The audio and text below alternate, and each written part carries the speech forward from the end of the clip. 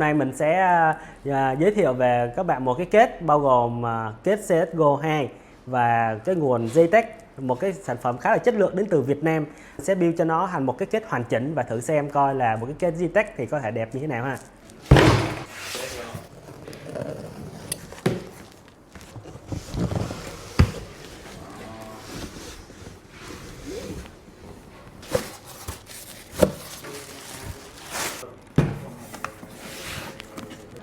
Z790 Godline.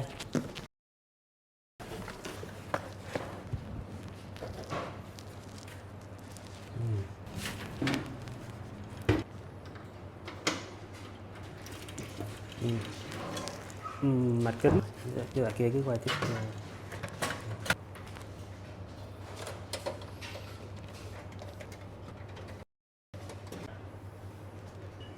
Ok, đến lúc bên bóc rồi.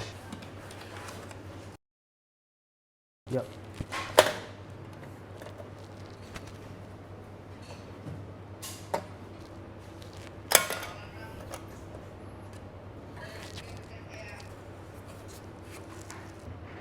Bây giờ rất là giá trị.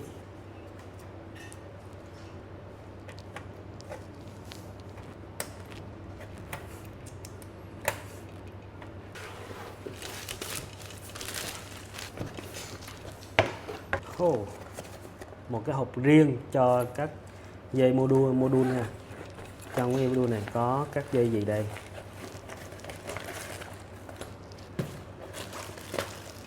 Đây.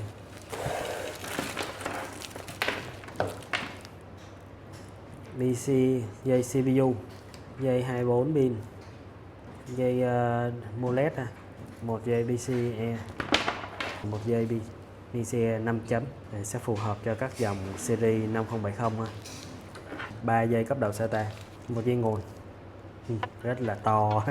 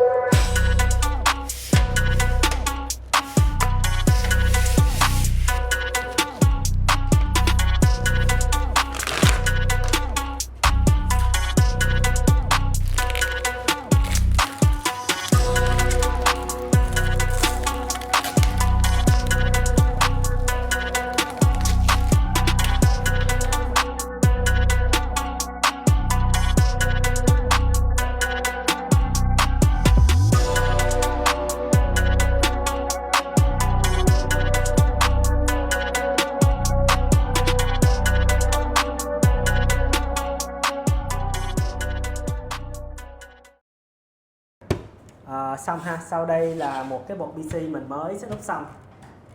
Nó sẽ thật ra thì các cái linh kiện trong đây thì quá quen thuộc với tất cả mọi người, những ai đã từng build máy ở Megatech rồi.